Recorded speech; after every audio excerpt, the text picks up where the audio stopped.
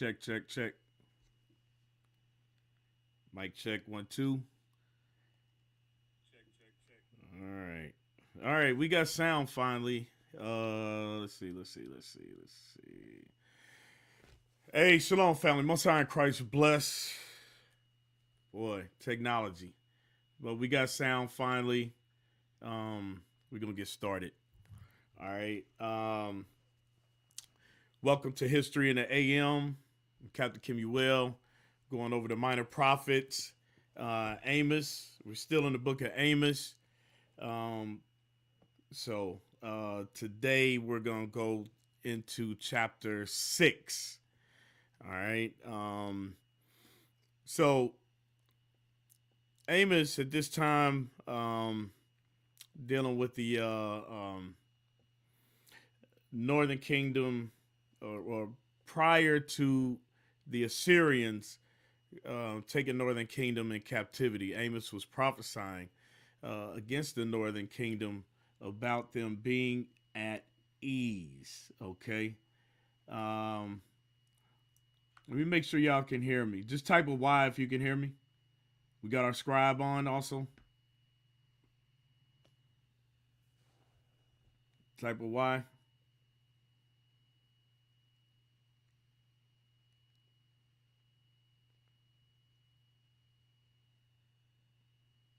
All right, all praises, all praises. Hey, shalom, Zacchaeus, Iona, Stella, Gibson. All right, all praises, all praises. So again, Amos, what we're going into right now is prior to the Assyrians coming into the northern kingdom of Israel and taking the northern kingdom of Israel captive. All right, Lord willing, we're going to touch on some of that this morning. All right, so let's get into it. Amos chapter 6 and verse 1. It says, "Woe to them that are at ease in Zion, and trust in the mountain of Samaria, which are named chief of the nations, to whom the house of Israel came." So it says, "Woe unto them that are at ease." Okay, secure. All right, it's another way you can look at it. When you're at ease, it's because you feel like you have the comforts and security. All right. Verse 2, it says, "Pass ye unto Calneh, and see, and from thence go ye to Hamath, that the great, then go down to Gath of the Philistines. Be they better than these kingdoms, or their border greater than your border? Ye that put far away the evil day, and cause the seat of violence to come near." So it says in verse 3, "Ye that put far away the evil day." Why? Because at that time they didn't believe judgment was going to come upon them for their evil deeds. It's much the same way today. America doesn't believe judgment is coming. Okay, those of us, and those of our people, I'll say it like that, those of our people that are joined unto the oppressors don't believe that America is going to fall, don't believe that that day of judgment is going to come. So I'm going to read verse 3 again. It says, "Ye that put far away the evil day, and cause the seat of violence to come near." Ye that put far away the evil day.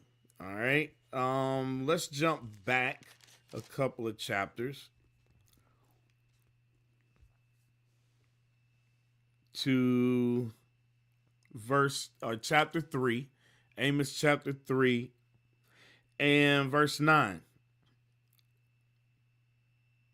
So we're going to start at verse 8. Nope, we're going to start at verse 7. Okay. "Surely the Lord God will do nothing, but he revealeth his secret unto his servants, the prophets." So in this case, we're reading about what? The prophet Amos, right? "The lion hath roared, who will not fear?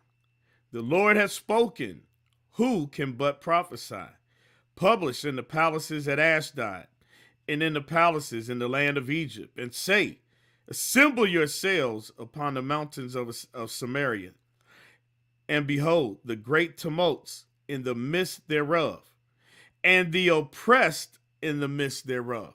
It says, and the oppressed in the midst thereof. For they know not to do right, saith the Lord, who store up violence and robbery in their palaces. Okay? So when we go back, when it says, ye that put far away the evil day and cause the seat of violence to come near. I'm going to go back to 3 and 11 again. It says, for they know not to do right, saith the Lord, who store up violence and robbery in their palaces. Okay, we touched on this a little bit before, but I want to go back. So what was going on at that time? What was Amos prophesying against? Okay, because in verse where we just read it about the oppressed. Oh, I'm sorry. Let me go back to 6.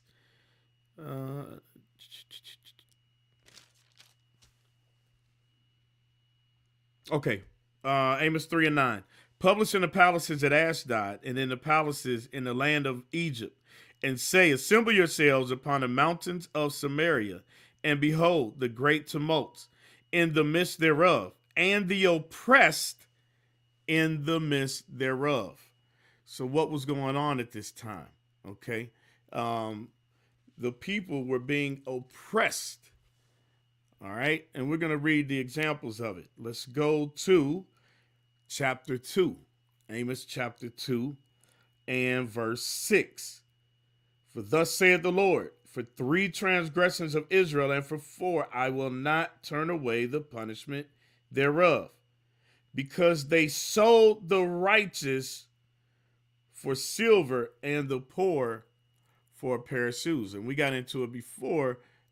Judgment was not proceeding righteously. Okay, judgment was not going forth righteously. And here's the thing: we've been warned. Okay, we read it about it in the laws. We can get it where King David spoke about it, that we were supposed to, the leaders, the judges, were supposed to always judge righteously. All right. From there, let's go to the book of Exodus. I'm going to touch on this again right quick. Exodus chapter 23, in case you weren't here for the last time I was going over this, or even when Captain Azariah is going through the captivities. All right. Exodus chapter 23. I'm going to start at verse 1.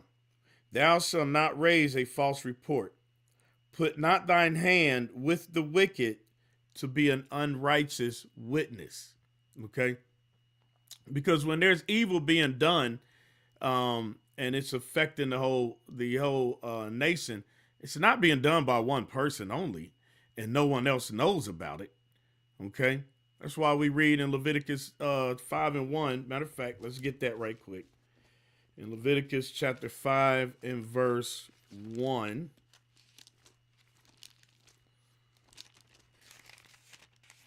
And it says, if a soul sin and hear the voice of swearing, and is a witness, whether he hath seen it or known of it. Okay? Because sometimes you might always see things, but you hear rumors, right? And then from there, you hear 2 or 3 people talking about the same thing. Then you might see the evidence of it, right? If you heard little Junebug knocked off, the corner store, and now he's wearing new Jordans, and showing the evidence, the fruits of the spoils of his robbery. All right, then you know that what you heard was true. All right, so I'm reading it again. If a soul sin and hear the voice of swearing, and is a witness, whether he has seen or known of it, if he do not utter it, then he shall bear his iniquity. All right, so let's go back to Exodus 23.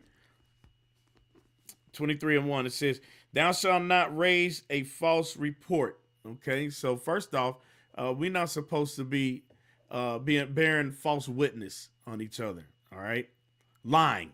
Okay. To make it plain. Don't lie. Right. Um, Put not thine hand with the wicked to be an unrighteous witness. All right. Verse 2, thou shalt not follow a multitude to do evil, neither shalt thou speak in a cause to decline after many to wrest judgment. Okay. So when it says in verse 1, put not thine hand with the wicked to be an unrighteous witness, and don't follow that multitude that's doing that and joining into their evil. Okay. Verse 3. Verse 3. Neither shalt thou countenance a poor man in his cause. Okay, so what does this mean? What does this mean? Let's go back to Leviticus. We're going to go to Leviticus 19 now. All right, Leviticus chapter 19. I'm going to read verse 1 and 2 first. All right, Leviticus chapter 19, verse 1 and 2. And the Lord spake unto Moses, saying, speak unto all the congregation of the children of Israel, and say unto them, ye shall be holy, for I, the Lord your God, am holy. All right. So now he's going to go through a list of things that we should not do. All right. If we're going to be holy, like our Lord is holy. All right. So we're going to jump down to verse 11. You shall not steal, neither deal falsely, neither lie one to another. Okay? Don't deal falsely. All right? And ye shall, verse 15, let's just get to the point. You shall do no unrighteousness in judgment. Okay? Ye shall do no unrighteousness in judgment. Thou shalt not respect the person of the poor, nor honor the person of the mighty, but in righteousness shalt thou judge thy neighbor. Okay, but in righteousness shalt thou judge thy neighbor. So let's go back. Amos chapter 2, verse 6. Thus saith the Lord, for 3 transgressions of Israel, and for 4 I will not turn away the punishment thereof, because they sold the righteous for silver and the poor for a pair of shoes, that pant after the dust of the earth on the head of the poor, and turn aside the way of the meek. And a man and his father will go unto the same maid to profane my holy name.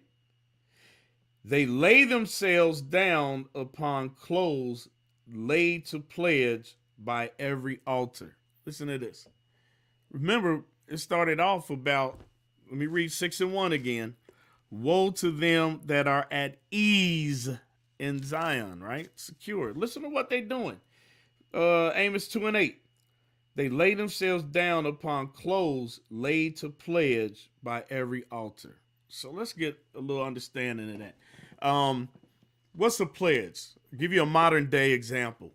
If you go to a pawn shop, I know many of us have had to go to a pawn shop before, right? And they'll have you write what they call a pledge, okay? So you bring in an item. In this case, what we're reading about is garments, okay? It says that lay themselves down upon clothes laid to pledge. So you bring in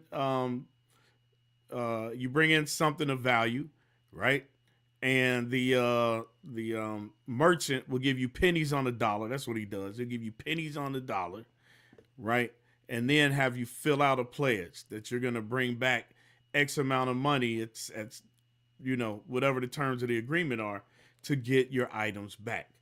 Now, let's see how the Lord dealt with us with that. Let's go back to Exodus chapter 22 and verse 26. Exodus chapter 22 and verse 26.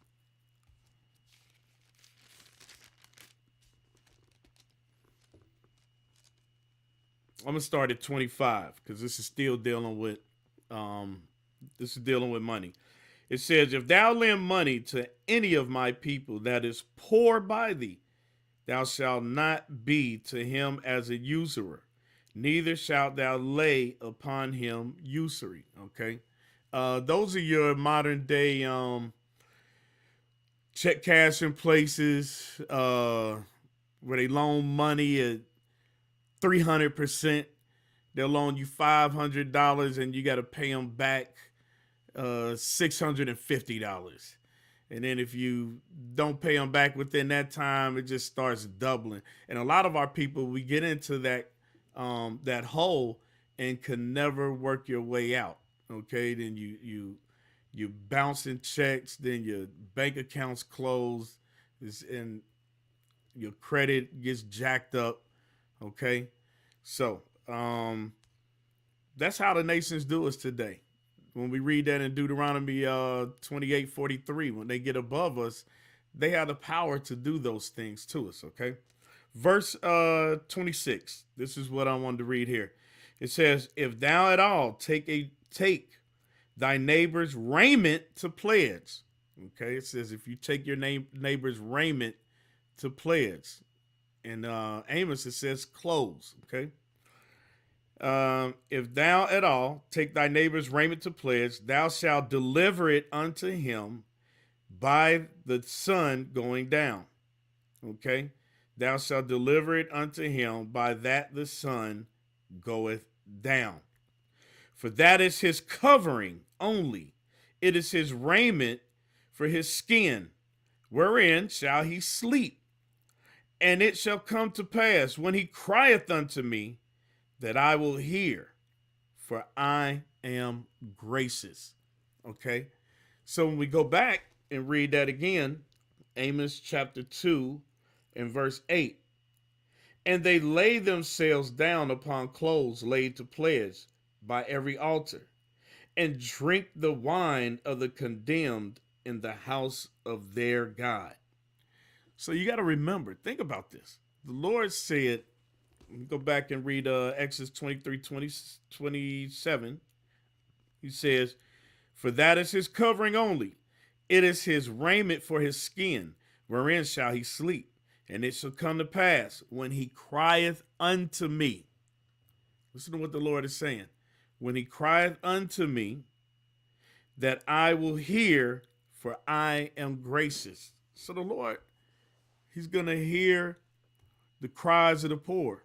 And it's going to come a time when he's going to make judgment. All right. All right. Let's go back. Amos 6.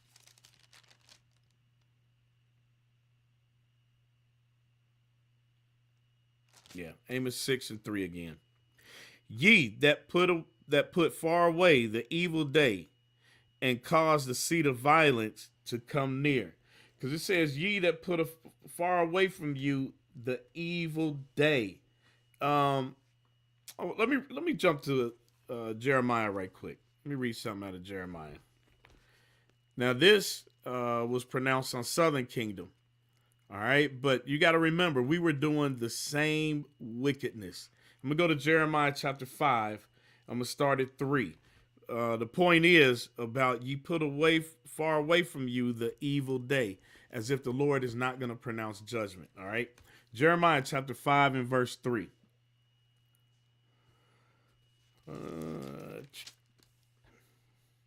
O Lord, are not thine eyes upon the truth?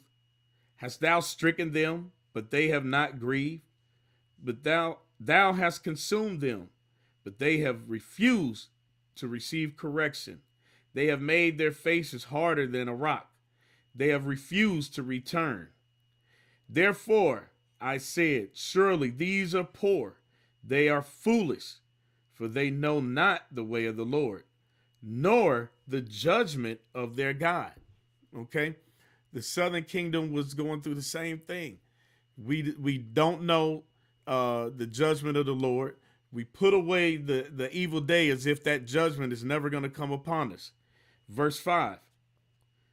I will get me unto a great men. I will get me unto the great men, and will speak unto them, for they have known the way of the Lord and the judgment of their God. But these have altogether broken the yoke and burst the bonds. Wherefore a lion out of the forest shall slay them, and a wolf of the evening shall spoil them. A leopard shall watch over their cities.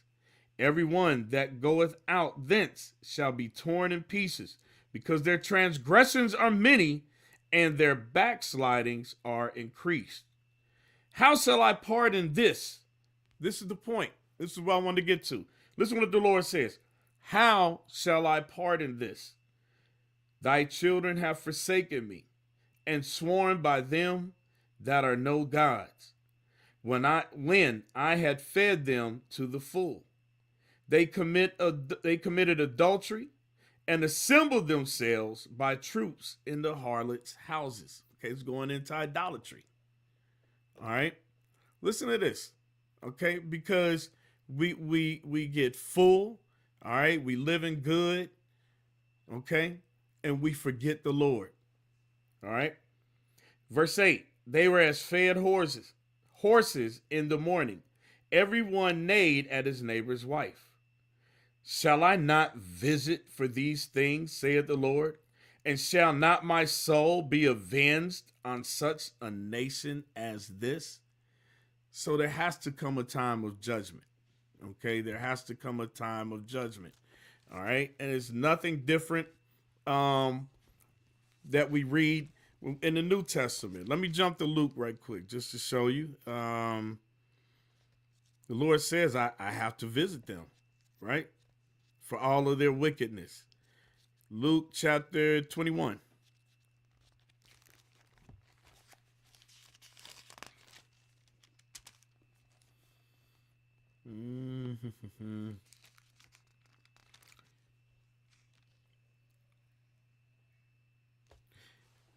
Luke chapter 21 and verse 21.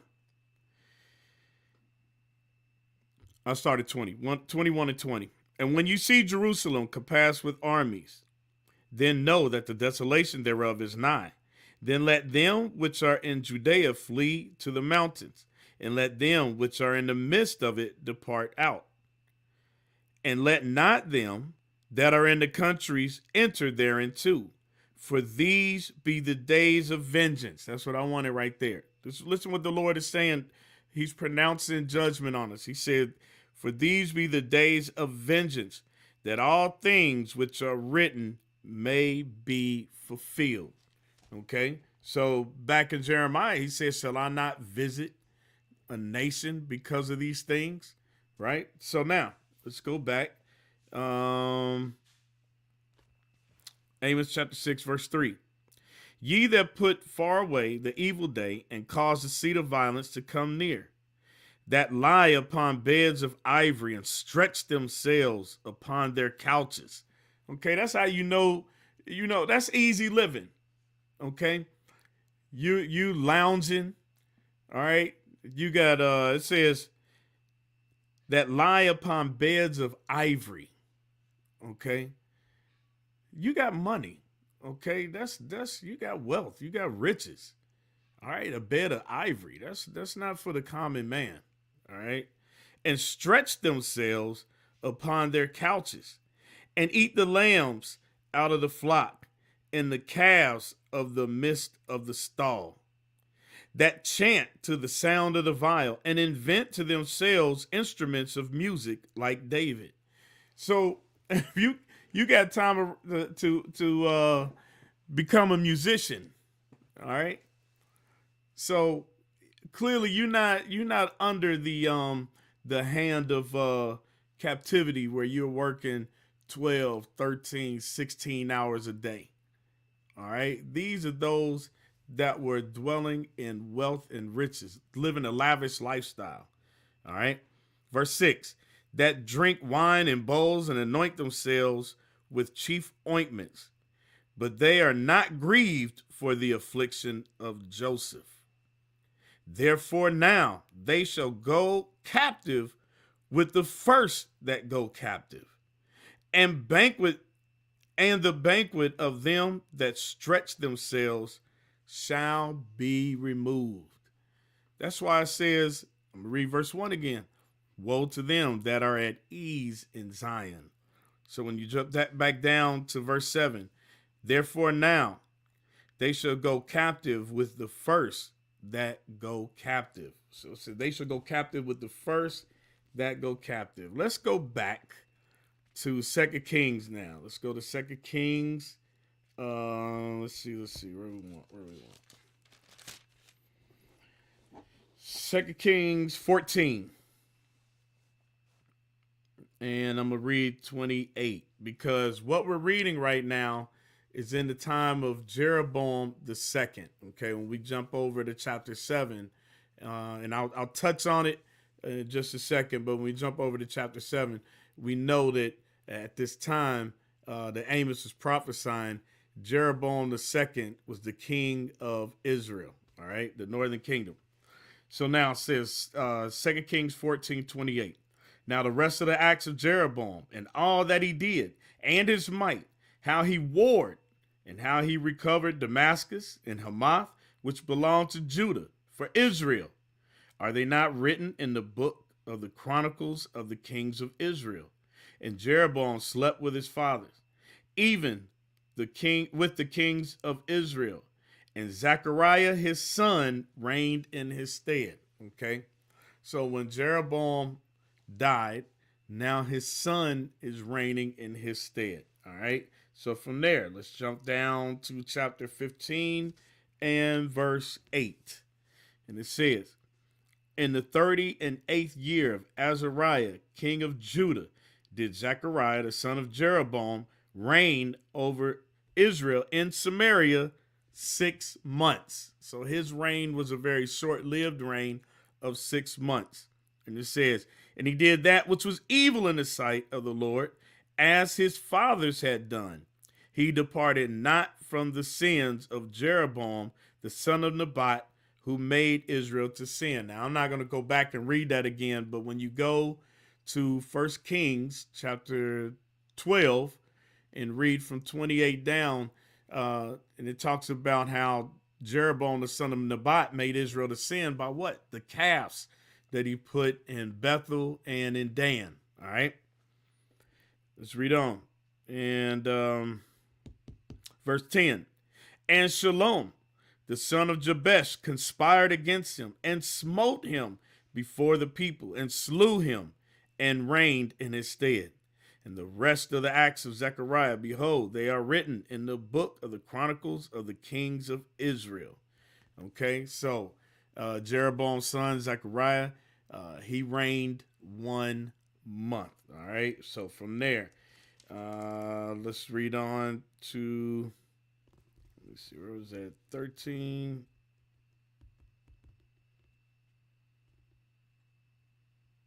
Oh, let's read on. Verse 12. This was the word of the Lord which was spoken unto Jehu, saying, thy son shall sit on the throne of Israel unto the 4th generation. And so it came to pass. Shalom, the son of Jabesh, began to reign in the 39th year of Uzziah, king of Judah. And he reigned a full month in Samaria. Okay, so he reigned a full month. I think I may have misspoke, but Zechariah reigned, what was it, 6 months, right? And Shalom reigned a full month. All right. From one new moon to another, and it was lights out for him. All right. For Menahem, the son of Gadi, went up from Tirzah and came to Samaria and smote Shalom, the son of Jabesh, in Samaria, and slew him and reigned in his stead. So you got to look at what's going on. After Jeroboam II died, look at the violence that's being enacted from one king to another. All right, slaying each other for the throne. Okay, that's why when we read in Hosea, when we read in Amos, even when we read in 2 Kings, when Jonah went to prophesy, and in the book of Jonah, about the violence, all right, about the violence that was in Israel at that time. Matter of fact, let me find the scripture right quick. Okay.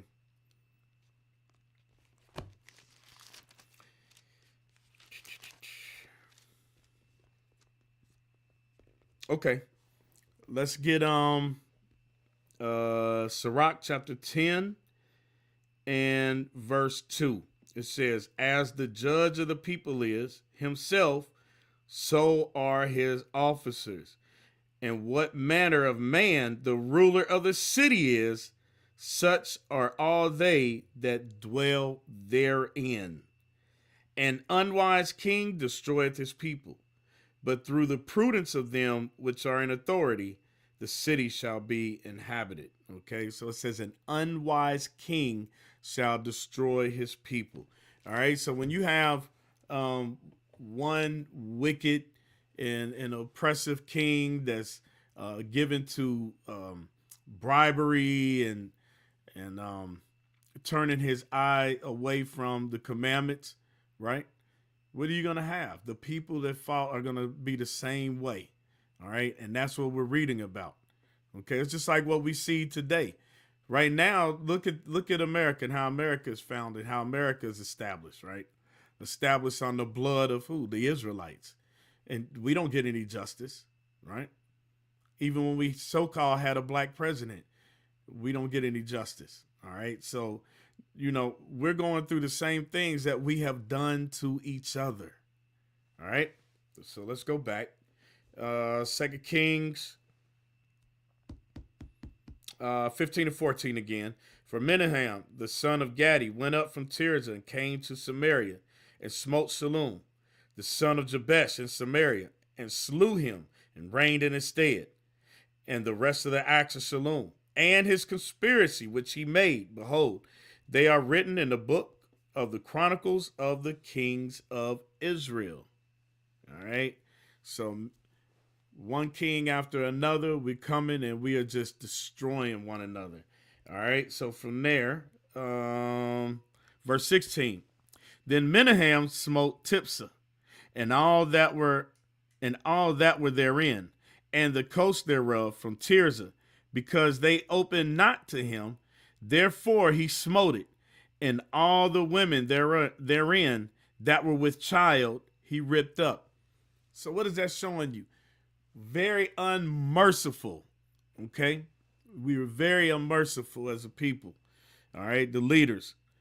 "In the 39th year of Azariah, king of Judah, began Menahem, the son of Gadi, to reign over Israel, and he reigned 10 years in Samaria." Okay.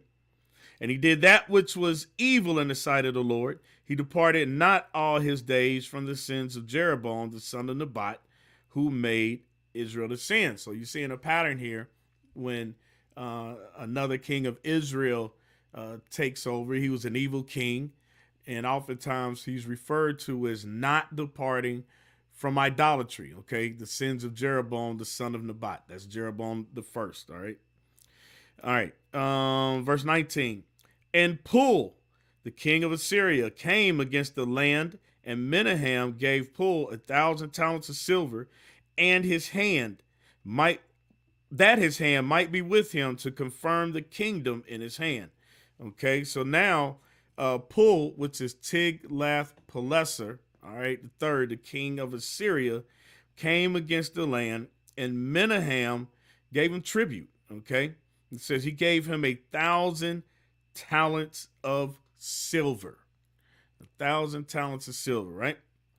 Verse 20. "And Menahem exacted the money of Israel, even of all the mighty men of wealth, of each man 50 shekels of silver, to give to the king of Assyria." So what did he do? He levied a tax.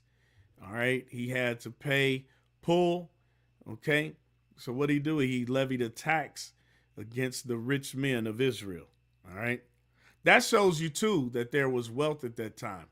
Okay. Because it says he exacted 50 shekels of silver. 50 shekels. You know what?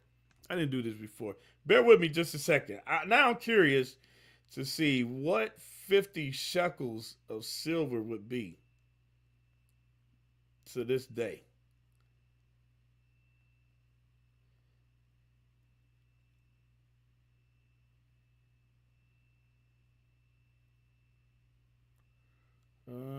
Shekels. All right. Let me get that. A shekel of silver to $1.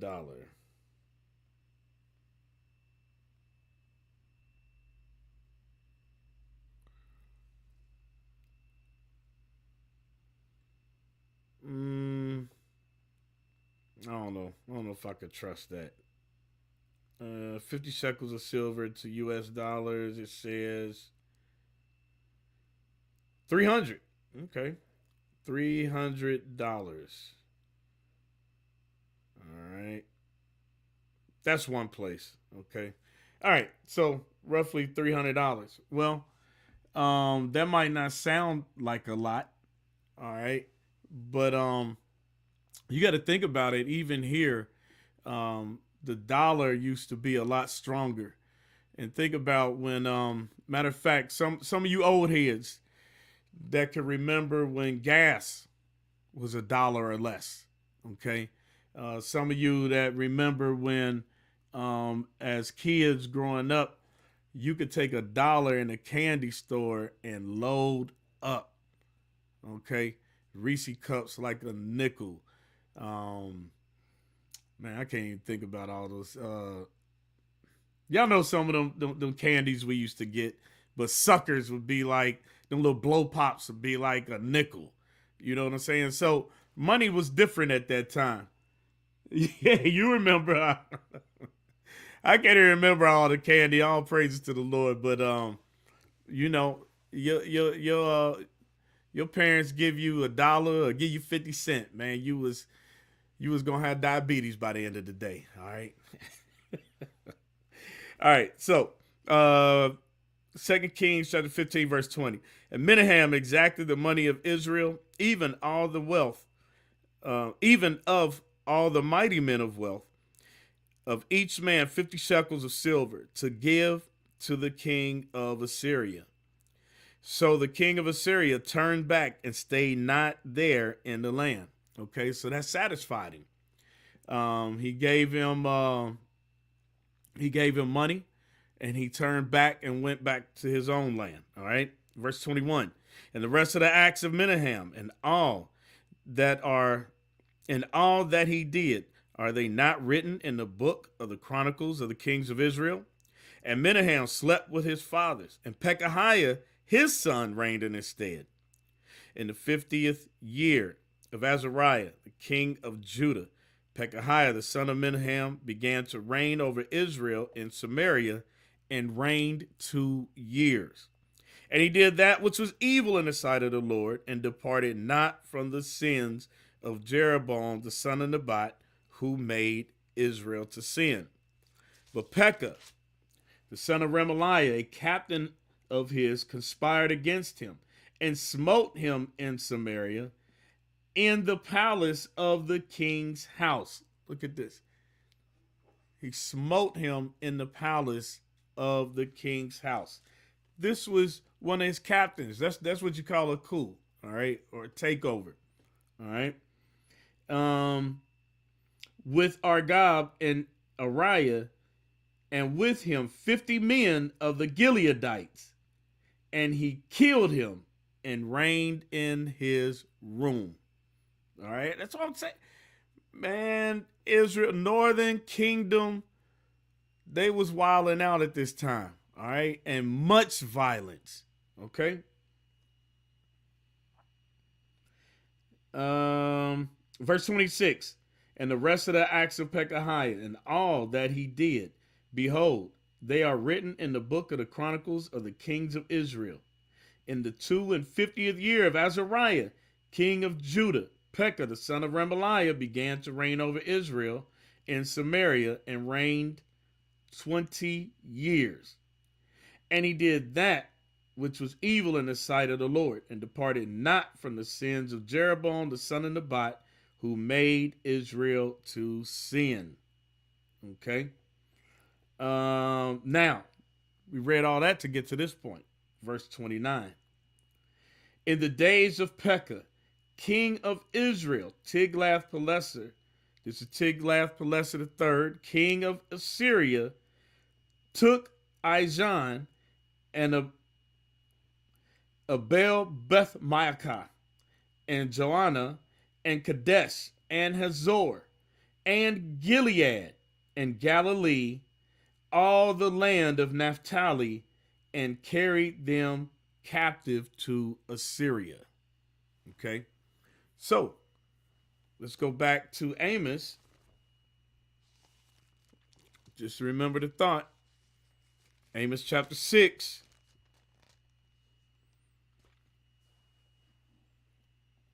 I'm gonna start at verse 4 again, and we're gonna read down to verse 7, because 7 is the point why I wanted to read all of that.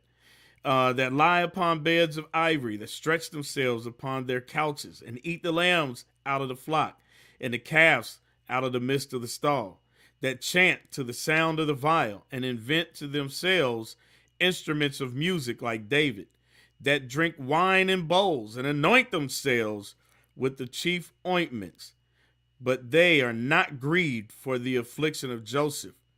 Therefore now they shall go captive with the first that go captive, and the banquet of them that stretch themselves shall be removed.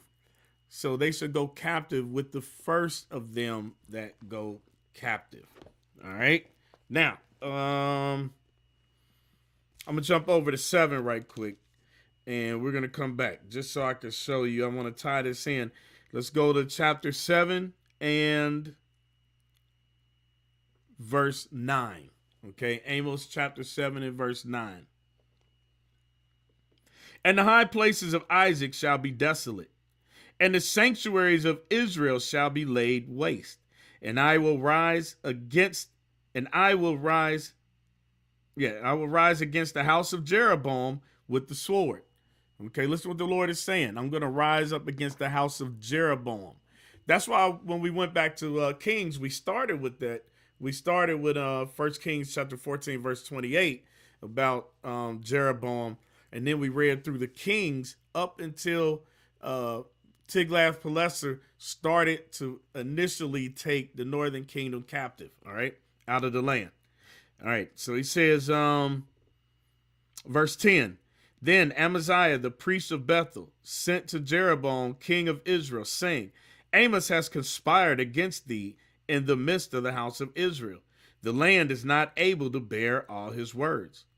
For thus Amos saith, Jeroboam shall die by the sword, and Israel shall surely be led captive out of their own land. Okay, so Amos was what? Prophesying the destruction or the fall of Israel or the northern kingdom, right? Verse 12. And Amaziah said unto Amos, O thou seer, go, flee away into the land of Judah, and there eat bread and prophesy there. But prophesy not again any more at Bethel, for it is the king's chapel, and it is the king's court. Okay? So he's saying, hey, what you saying, we ain't trying to hear that, man. you coming up here and you talking about the king gonna die, the people gonna go captive. Hey, go on somewhere, go on back over there in Southern Kingdom. Go on back over there with your people and prophesy that. Don't come up here with that stuff. All right? So let's go back. Chapter 6. We're gonna revisit that a little more later. All right. Amos chapter 6, verse 7. Therefore now shall they go captive with the first that go captive, and the banquet of themselves, and of the banquet that stretch themselves shall be removed. Now, I want to show you something. This is I'm gonna bring out a heathen, but you got to think about it when it talks about how we were at ease, and in verse 6, that drink wine in bowls and anoint themselves with the chief ointments. I mean, we was chilling. When I say we, I'm talking about us as Israel, okay? We were chilling, and it makes me think about this. Let me get that in Daniel. Daniel chapter 5.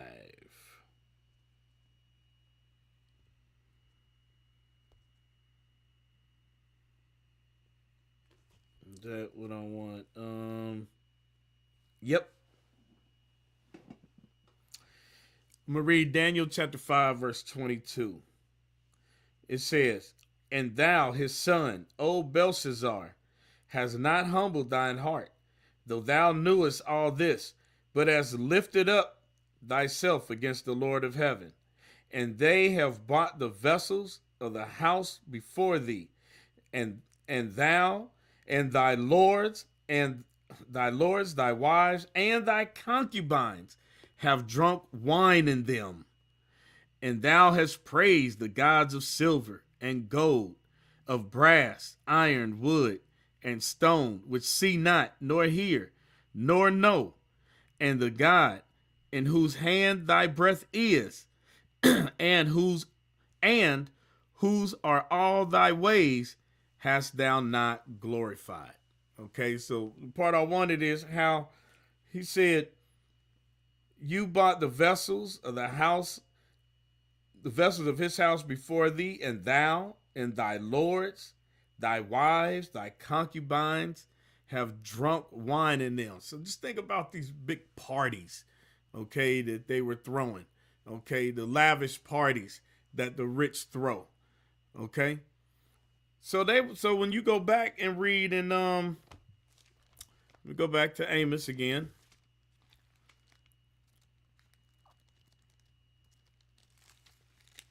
Amos 6 and verse 6, when it says, "That drink wine in bowls and anoint themselves with the chief ointments, but they are not grieved for the affliction of Joseph." You know, oftentimes when we're learning, the bishops and the deacons, they tell you got to paint the picture. You got to put yourself in that time, right? And imagine. And some of us have been around people that got money, you know, and you've been in houses where people might have huge dining room tables. Sidebar. I do service work for a living, so I just to give you an example, I was in this heathen's house, um, and this heathen had one of those tables that you see in like the old medieval movies. Matter of fact, now I'm telling you, I'm talking about the inside of his house. Okay, he had the big, like 9 foot doors, wooden doors with the knockers. You know, like you would see on the outside of the gates. All right, that it take 2 men to open up and let people in. I'm not exaggerating even a little bit. I'm telling you, this is what the man had in his house. All right, and so anyway, he had one of those long tables that could probably sit 20 people. Okay, and all kind of um luxury. All right, he had stone relics in his house. He had uh, I think Picasso, not paintings. He had paintings, but glass art. I don't know how many people realize that Picasso did glass art. Okay, very expensive and rare pieces of uh, artistry. Okay, for lack of a better word. But these are the types of things that some of these heathen have. So I'm just painting a picture that when I read this and I see how um, the leaders in Israel were living, man, they had it going on. Okay, they really had it going on at that time. All right, so let's go back.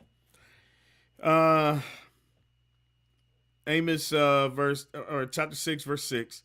"That drink wine in bowls and anoint themselves with the chief ointments, but they are not grieved for the affliction of Joseph. Therefore now they shall go captive with the first that go captive, and banquet them, and the banquet of them that stretch themselves shall be removed. The Lord God has sworn by himself, saith the Lord, the God of hosts, I abhor the excellency of Jacob, and I hate his palaces. Therefore will I deliver up the city with all that is therein." That means what? That the nation that comes against the city is going to remove all the wealth and the riches for spoils. All right. And it shall come to pass, if there remain 10 men in one house, that they shall die. Okay. And a man's uncle shall take him up, and he that burneth him, to bring out the bones of the house, to bring out the bones out of the house, and shall say unto him that is by the sides of the house, is there yet any with thee? And he shall say, no. Then shall he say, hold thy tongue, for we may not make mention of the name of the Lord. For behold, the Lord commandeth, and he will smite the great house with breaches, and the little house with clefts. Shall horses run upon the rock? Will one plow there with oxen? For ye have turned judgment into gall, and the fruit of righteousness into hemlock. Now, I was looking that up. It says, and ye will turn judgment into gall. Okay. So I want to read that right quick. Gall. Okay, it says, gall, a word probably connected with Chloe, denotes gall. Okay. It says some regard the word as referring to myrrh on account of Mark 15:23. Metaphorical, where gall of bitterness stands for extreme wickedness, productive of evil fruit. Okay. So it says where gall of bitterness stands for extreme wickedness. That's what we're reading now, is extreme wickedness. All right. In the Old Testament, it is used of a plant characterized by bitterness, probably wormwood. Okay. So now, when it says Amos chapter 6, verse 12, shall horses run upon the rock? Will one plow there with oxen? For ye have turned judgment into gall, and the fruit of righteousness into hemlock. All right. So let's go to the book of Hosea, chapter 10. Hosea chapter 10, I'm going to start at verse 1. Okay. Yep. Mordecai, extreme wickedness. All right. Hosea chapter 10, verse 1. Israel is an empty vine.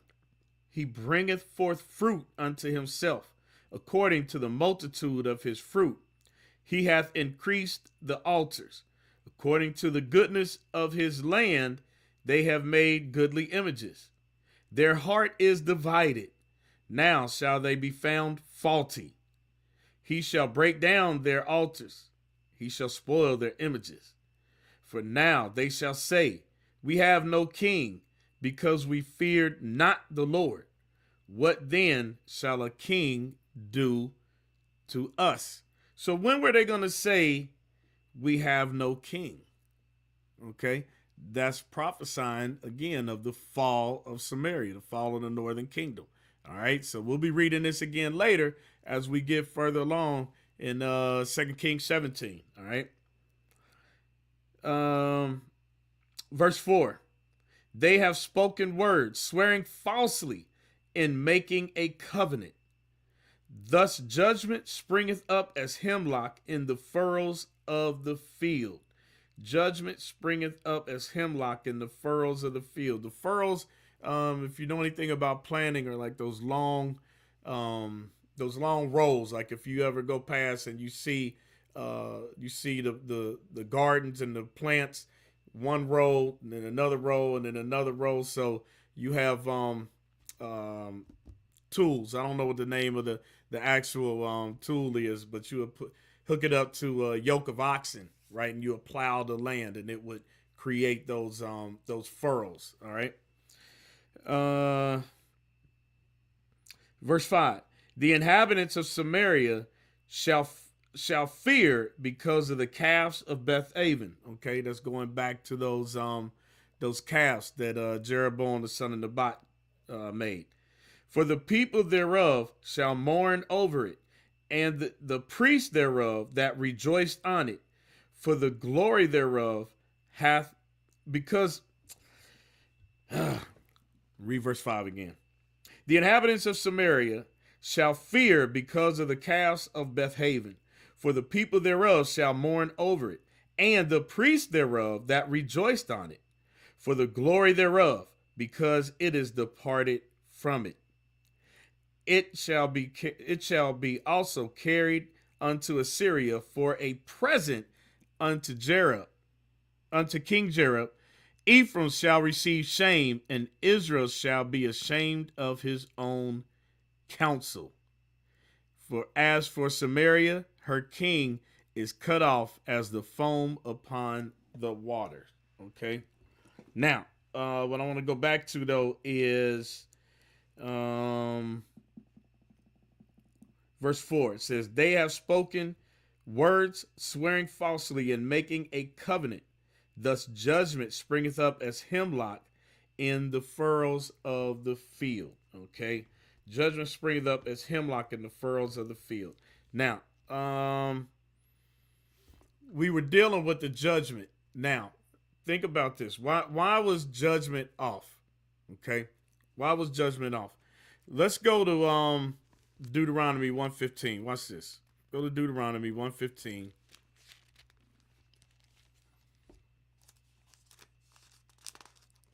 And it says, so I took the chief of your tribes, wise men and known, and made them heads over you, captains over thousands, and captains over hundreds, captains over fifties, and captains over tens, and officers among your tribes. And I charged your judges at that time, saying, hear the causes between your brethren and judge righteously. Okay? Judges are supposed to judge righteously. We read that in Leviticus chapter 19, verse 15, right? And judge righteously between every man and his brother, and the stranger that is with him. Ye shall not respect persons in judgment. Okay? So this is one of the problems that was going on in the northern kingdom at that time. You shall not respect persons in judgment, but ye shall hear the small as well as the great. You shall not be afraid of the face of man, for the judgment is God's. And the cause that is too hard for you, bring it unto me, and I will hear it. Now, this is when Moses was establishing the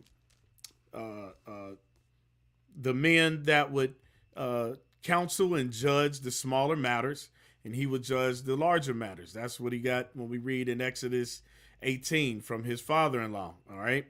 This is how you set up your government. This is how you set up the men to counsel and instruct the people. Now, why did I go here? Because remember, let's read it again so we don't forget the thought. Hosea 10:4. They have spoken words, swearing falsely, and making a covenant. Thus judgment springeth up as hemlock in the furrows of the field. So wrong judgment was proceeding, all right? Now he said, you shall not respect the persons in judgment. What kind of men were set up for judgment? Let's go back to 1 Kings. Let's go back to 1 Kings, because you got to remember, all the kings that we read in Northern Kingdom, what does it say? They departed not from the sins of Jeroboam, the son of Nebat, which made Israel to sin. What did Jeroboam, the son of Nebat, do?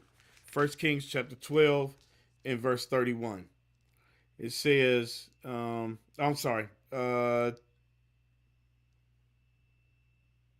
31. And he made an house of high places, and made priests of the lowest of the people, which were not the sons of Levi. He made the priests of the lowest of the people, which were not the sons of Levi. Okay, so the sons of Levi were among the judges, right? So if you don't have those that know the law, okay, because they were, matter of fact, let me get that in Deuteronomy. Bear with me. Some of these just came to me. I did not write them down in my notes. Deuteronomy.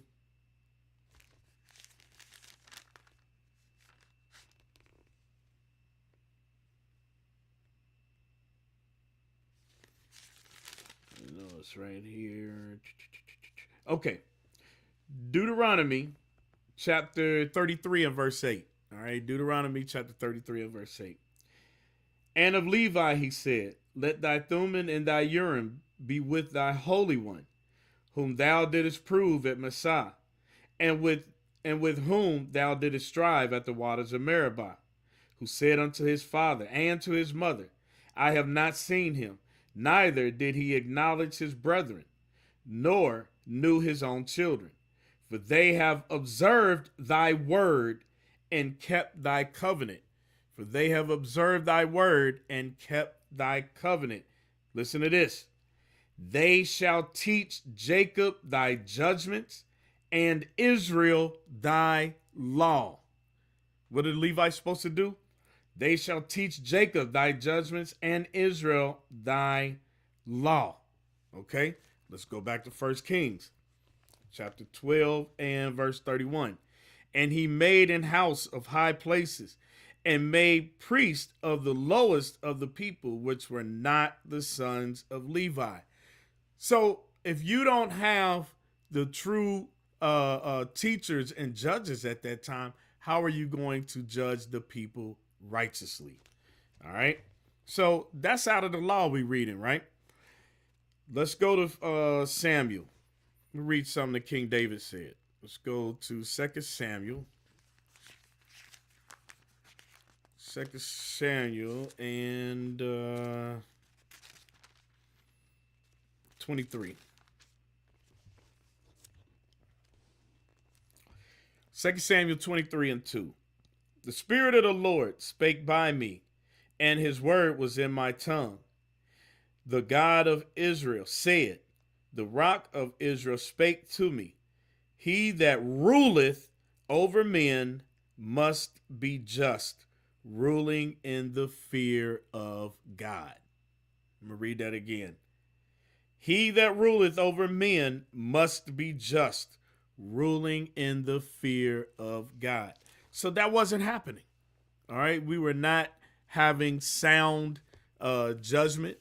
The people were not getting ruled correctly. All right. So therefore what? Wrong judgment proceeded. And the Lord said, I'm going to visit the leaders of this people for that. All right. From there. Let's go back to Amos. Amos chapter 6 and 12. Okay. Amos chapter 6, verse 12. Shall horses run upon the rock? Will one plow there with oxen? For ye have turned judgment into gall, and the fruit of righteousness into hemlock. Why? Because for one, the lowest, the base men are doing the judgment. Okay. Base men are not gonna tell rulers, hey, you going off. Okay. So when you have the nation in disorder like that, okay, from the top down. Matter of fact, let me get that in Isaiah. Now I know Isaiah was speaking to was prophesying to the southern kingdom, but this goes for both. I'm gonna go back to Isaiah chapter 1. Chapter 1. Listen to this. Isaiah chapter 1, verse 3. Well, let me start at verse 2. Hear, O heavens, and give ear, O earth, for the Lord hath spoken. I have nourished and brought up children, and they have rebelled against me. So he nourished what? He nourished us and brought us up out of the land of Egypt, right? And he said, we have rebelled against him. That's all the tribes, all 12 tribes, right? And what we're reading about right now is how the northern kingdom rebelled against him, starting with Jeroboam setting up the 2 golden calves, right? The ox knoweth his owner, and the ass his master's crib. But Israel doth not know. My people doth not consider. Listen to this. Ah, sinful nation, a people laden with iniquity, a seed of evildoers. Okay? It says a seed of evildoers, which goes back to this. We're coming right back. Sirach chapter 10 again. Sirach chapter 10 in verse 2. As the judge of the people is himself, so are his officers. And what manner of man the ruler of the city is, such are all they that dwell therein. An unwise king destroyeth his people, but through the prudence of them which are in authority, the city shall be inhabited. Okay. Um, Hey, Mordecai, if you can find that scripture, it's in Proverbs, about when the righteous are in authority. I think it's in Proverbs 29. Let me look right quick. But if it's not, I don't want to lose the point. So if you can find that for me, that'd be great. Proverbs, I think it's in 29.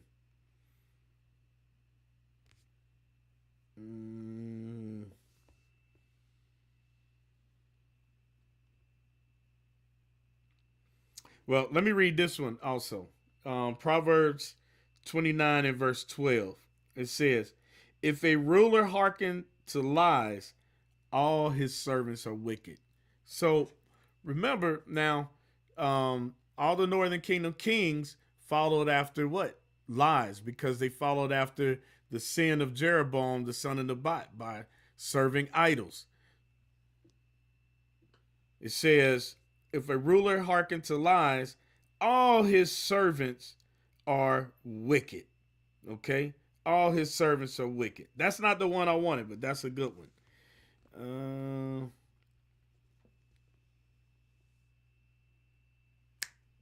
If anybody knows that scripture, say Proverbs 29. Yep. Dang, I looked right over it. Thank you. Thank you. Proverbs chapter 29 and verse 2. When the righteous are in authority, the people rejoice. But when the wicked beareth rule, the people mourn. Thank you for that. All praises to the Father. Okay. So let's go back. Isaiah chapter 1 verse 4. A sinful nation, a people laden with iniquity, a seed of evildoers, children that are corrupters. They have forsaken the Lord.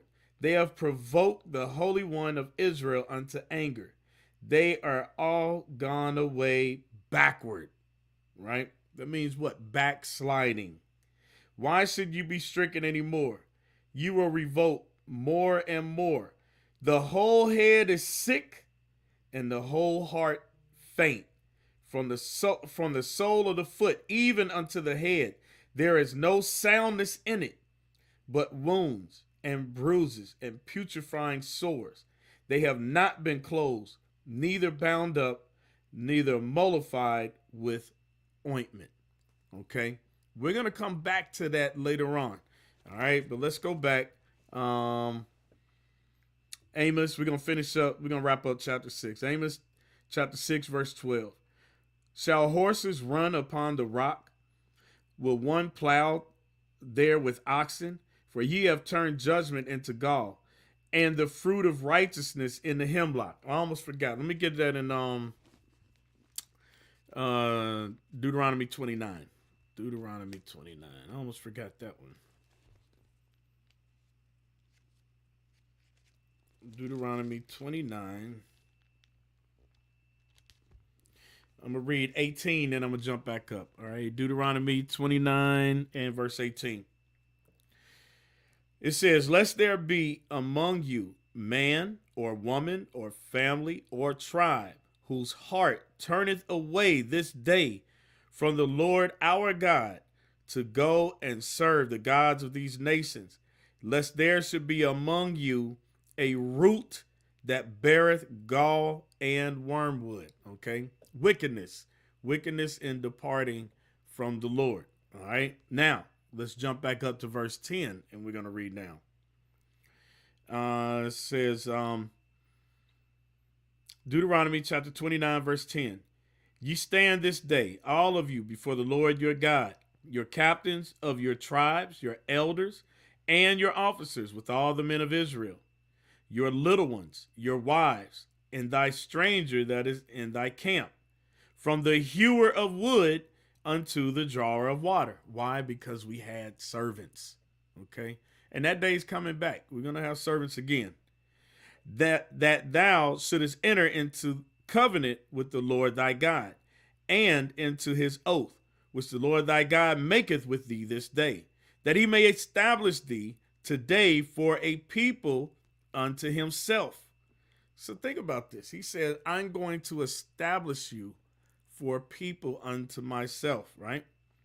And that he may be unto thee a God, as he has said unto thee, and as he has sworn unto thy fathers, to Abraham, to Isaac, and to Jacob. Neither with you only do I make this covenant and this oath, but with him that standeth here with us this day before the Lord our God, and also with him that is not here with us this day.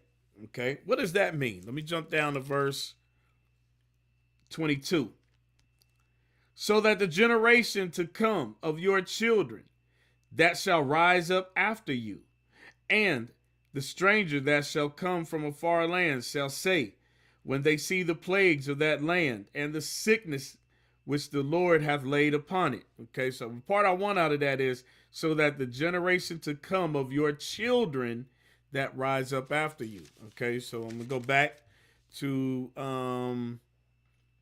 verse 15, and it says, but with him that standeth here with us this day before the Lord our God, and also with him that is not here with us this day. Okay, going into the future generations. So when we read about the curses, and this is why it's foolish for when we have the dumb apologetics, the dumb Christians that say the curses are over with. When we read, matter of fact, let me just jump back one chapter, Deuteronomy 28 and 45 and 46.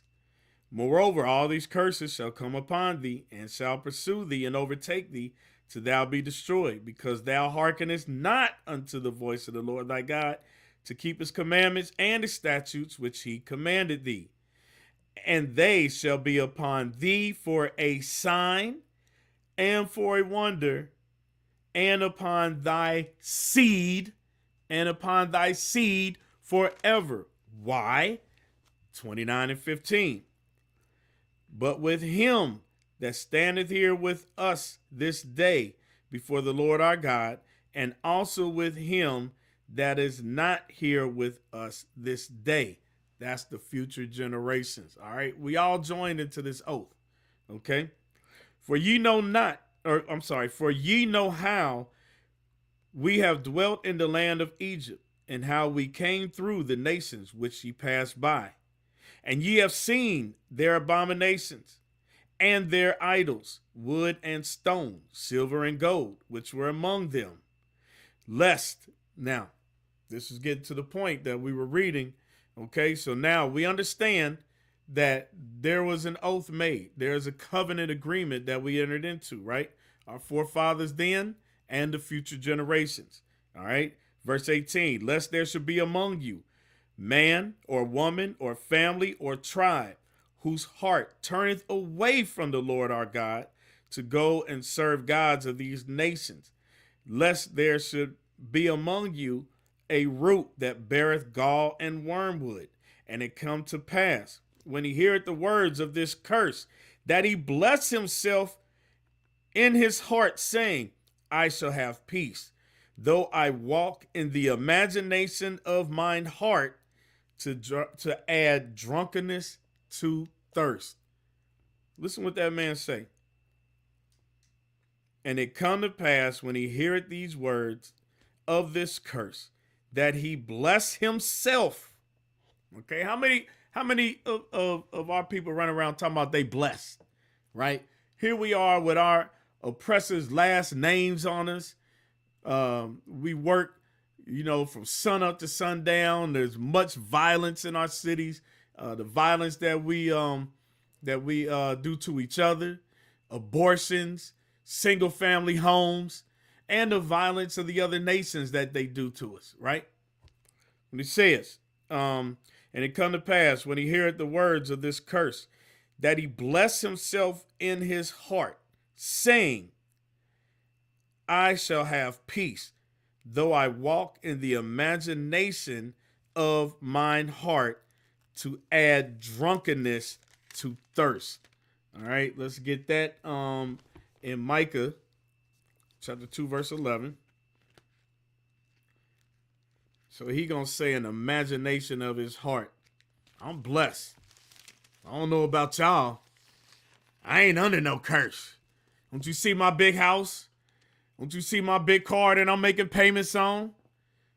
Don't you see my Steve Harvey suits? And my women's? That's our people. That's our people today, right? Micah chapter 2, verse 11. If a man walking in the spirit and falsehoods do lie, saying, I will prophesy unto thee of wine and of strong drink, he shall even be the prophet of this people. Okay? Lies. Lies. All right? Let's go back. Deuteronomy chapter 29, verse 20. The Lord will not spare him, but then the anger of the Lord and his jealousy shall smoke against that man, and all the curses that are written in this book shall lie upon him.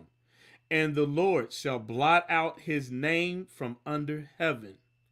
And the Lord shall separate unto him evil out of all the tribes of Israel, according to all the curses of the covenant that are written in this book of the law, so that the generation to come of your children that shall rise up after you, and the stranger that shall come from a far land shall say, when they see the plagues of that land and the sicknesses which the Lord hath laid upon it.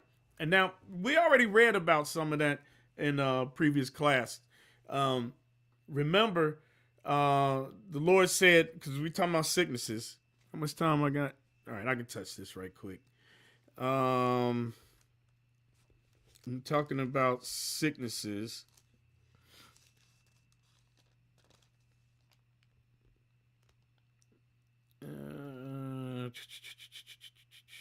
Here we go. Amos chapter 4. We'll deal with the sicknesses right quick. Amos chapter 4. I'm going to start at verse 7. All right? No, I'm starting at verse 6. It says, and I have also given you cleanness of teeth in all your cities, and want of bread in all your places. That's a lack. Want means lack, okay? Yet have ye not returned unto me, saith the Lord. And also I have withholden the rain from you, when there were yet 3 months to the harvest. And I caused it to rain upon one city, and caused it not to rain upon another city. And one piece was rained upon, and the piece whereupon it rained not withered. So 2 or 3 cities wandered unto a city to drink water, but they were not satisfied. Yet have ye not returned unto me, saith the Lord. Verse 9, I have smitten you with blasting and mildew, when your gardens and your vineyards and your fig trees and your olive trees increased, the palmer worm devoured them. Yet have ye not returned unto me, saith the Lord. I have sent among you the pestilence. Now, Bishop went over this very thoroughly in the Sabbath class about pestilence, diseases, okay?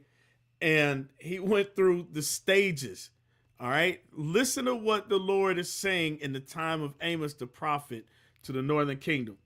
I have sent among you pestilence after the manner of Egypt. With your young men have I slain with the sword, and have taken away your horses. And I have made the stink of your camps to come up unto your nostrils. Yet have ye not returned unto me, saith the Lord.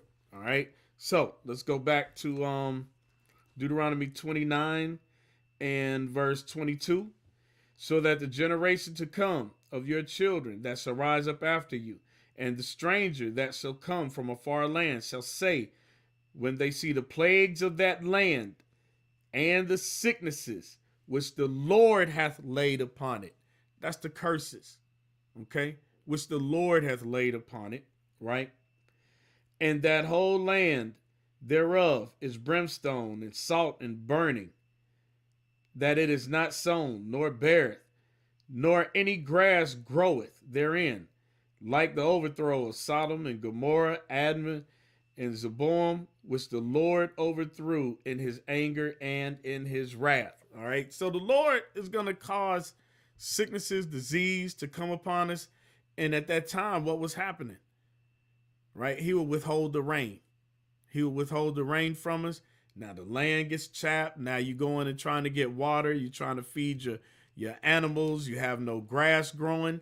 And then when we get into chapter 7, the next time we get into chapter 7, Lord willing, we're going to go into how the Lord would also bring the devourers. He'll bring locusts, and he'll bring grasshoppers and the palmer worm.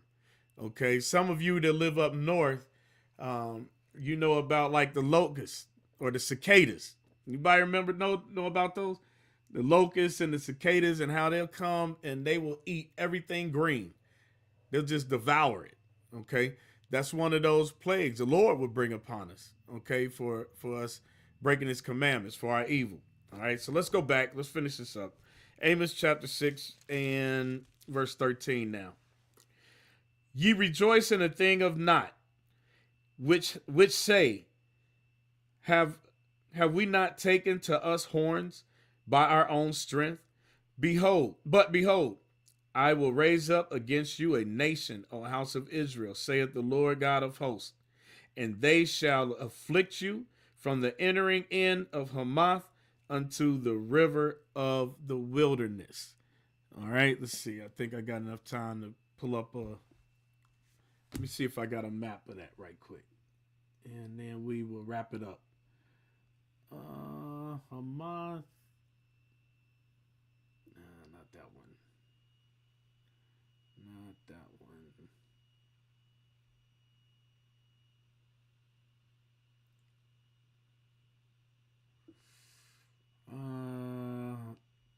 I wish I had one of those from last night.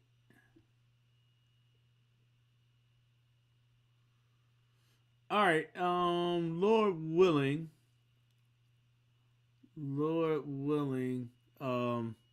next time I'll have a map. I'll have a map of it. Okay, I don't have a map of it, but anyway, what he was prophesying is when Assyria was going to come and start to remove the northern kingdom out of the land. All right. So we're gonna end it there. Pray y'all got something out of it. It's 6:44. I'm not gonna try to get into chapter 7 today. So anyway, we got daily bread coming up. All right, mid-morning meditations. Hey, and TGIF, you better tune in. You better tune in tonight. All right. If you don't tune in no other night, you better tune in tonight. All right. It's going down. All right. So with that, hey, Israel, stay in the spirit, study, pray, apply. And Lord willing, I will see you again soon. Shalom.